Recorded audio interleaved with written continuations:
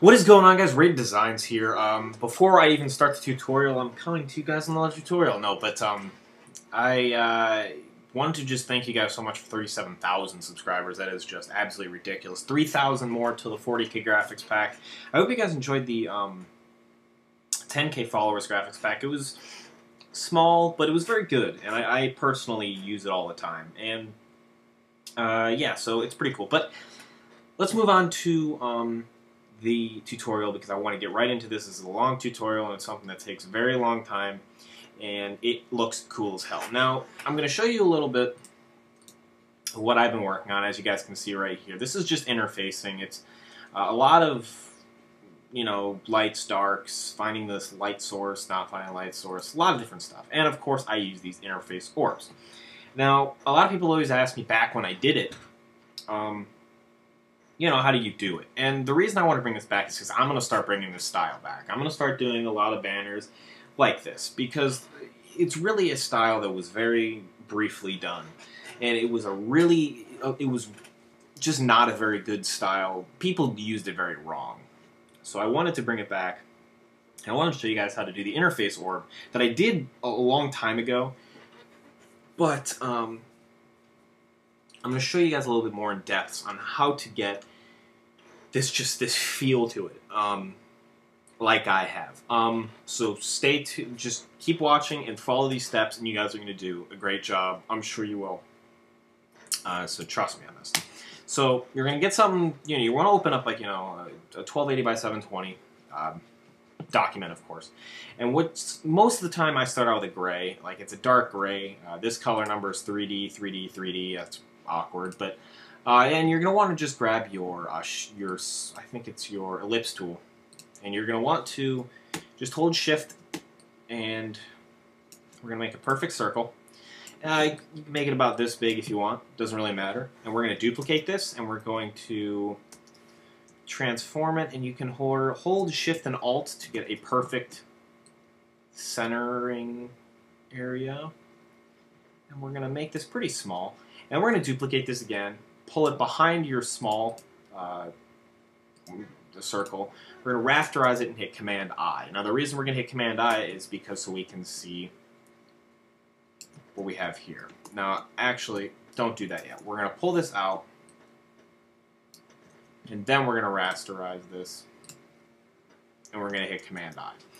Now I did this wrong, and what you're going to want to do is you're going to want to pull this out to where, you know, you have an even, here, and Command I to inverse it. You want to have kind of an even feel between the circle, the inner circle, to the outer of the middle circle, to, and then the outer middle circle to the outer circle. That's a lot, but try to get it to look like this. Now, this middle circle is going to be very, very, you know, it's very, very, you're going to want to rasterize all your layers as well. So rasterize all your layers. And this is very, very important, all right? And I'm going to show you why. So what we're going to do is we're going to hover over our little thumbnail that we have right here. We're going to hit Command and click. That's going to select the selection, of course. Oh, I'm sorry. And we're going to click the little eye tool to, you know, to get it to go away. So what's, of course, you guys are probably thinking is, all right, so how is he getting the 3D, you know, look of it? So you're going to go on your outside circle, and you're going to want to go to Select and Inverse. Now it's going to, you know, go to the outside of your circle more. And what we're going to do is we're going to go to our Dodge tool. Now I have it really small right now because I was working on the background, but I think I'm going to take a break from that. And we're going to bring our Dodge tool up to about 150. We're going to make sure our range is on our midtones, and you're just going to want to go about halfway down the circle, and you're just going to want to, you know, give it that feel. And then we're going to switch to our burn tool, which does the complete opposite. It makes everything darker. Of course, we're going to go up to 150. We're going to make sure it's on midtones, and we're going to darken everything up halfway. That looks about good. Now, what we're going to do now is we're going to go Select, and we're going to go Inverse again, and it's going to go back to the inner. So if you did the bottom of your circle as a dark, we're going to go to the top of the circle, of the inside, and we're going to do dark. Half of it, We're going to switch to our dodge on the bottom and finish it off on the bottom. Now what that's going to give us, for people that don't know, is I'm going to deselect, and if I were to just take this circle off, it's going to give us a rim almost. Now, of course, you're probably like, where the hell, like, where's the orb going? That's where this little guy works. You're going to want to make a color. So a lot of people always like when I do this blue. I love it too. It's really cool. So I'm going to just use the blue, rasterize the layer. And before we do anything, I want to go into to stress that on this ellipse tool, you can darken this. Now I'm going to show you how to darken this. Is we're going to go to our adjustments, brightness and contrast. And we're going to make, of course, we're going to make this a layer mask. And we're going to go brightness down, darken it up, contrast up, and that makes it a lot darker. And you'll just merge it down. So as you guys can see, it gives it that 3D effect. And we're going to take this ellipse. First thing we're going to do is we're going to give it a drop shadow. Now the drop shadow, you're going to want to click distance 1, untick use global light, angle 90, 100% opacity, white, and switch the blend mode to overlay. Now what this does is it gives the effect that it's actually inside, it's like an actual orb. After we're going to go to our inner shadow. Now this, it differs just between people. You're going to take your distance off, of course. Your choke, I usually go around 20, and anywhere between 75 and, you know, it doesn't really matter. Usually I do around 75. And what we're going to do is I'm actually going to make a little bit, another layer mask, and I'm going to go to a really soft brush, about 150 pixels.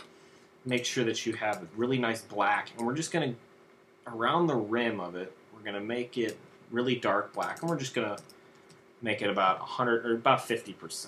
And you can just fill in to, you know, what you like.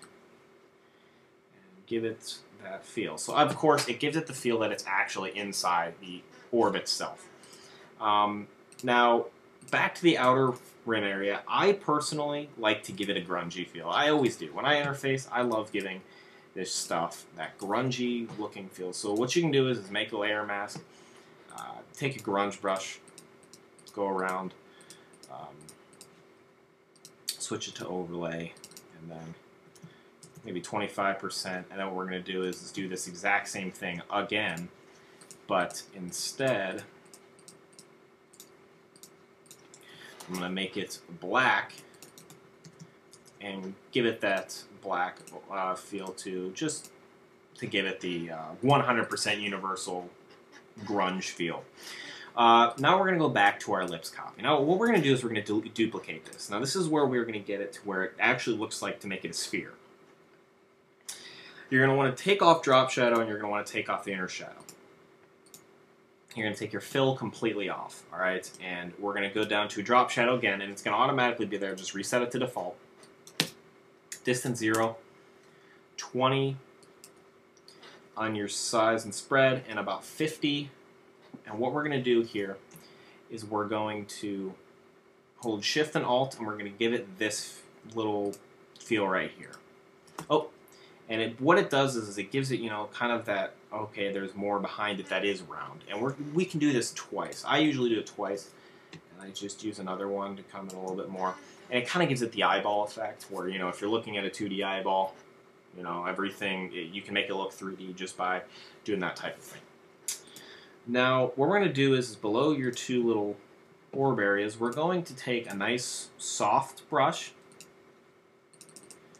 We're going to go to about 150, yeah, maybe about 200, real quick. And we're going to take white, try to center it, and hit click. It'll give it a white and switch to overlay. Now it's just going to give it another feel to where it is actually, you know, a circle.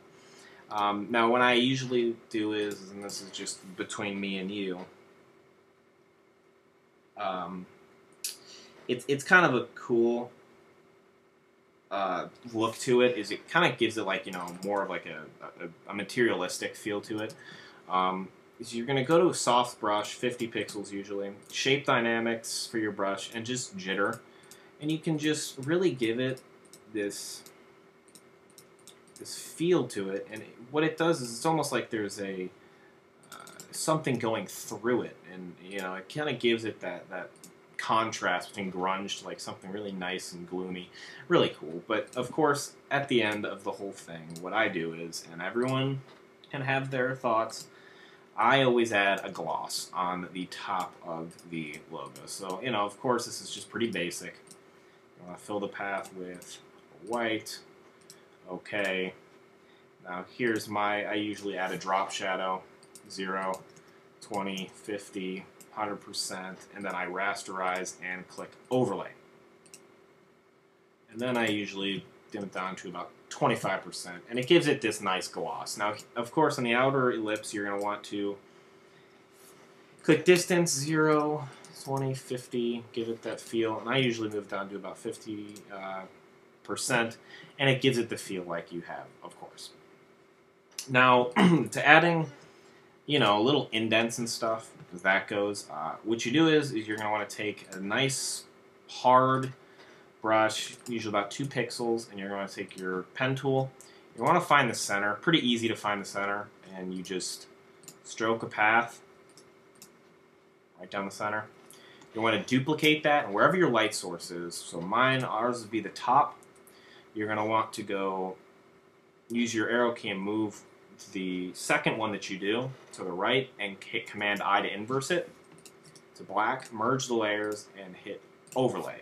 And it gives it a beautiful indent effect. Of course, I Command J, duplicate it.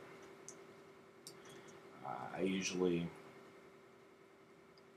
twist it like that, and then we're going to merge, and then hit Command J again, and kind of give it that effect.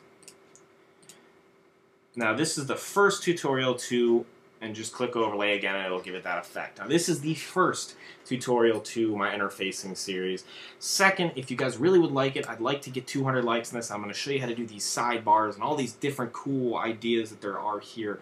Awesome, cool stuff, the little wires, and all these things that you guys are going to want to do. If we can get a shitload of likes in this video, if we can get a shitload of comments and stuff that you guys want to do, I'd really like to get some stuff going about me doing more tutorials, because I know you love them and I know you guys miss them. So please like the video, do everything you guys possibly can to send this video out. And I really do appreciate everybody, you know, watching the video. It makes me really feel like, you know, more motivated to do what I want. So thank you very much, and enjoy the video. Leave a like, comment, rate, comment, subscribe, and deuces.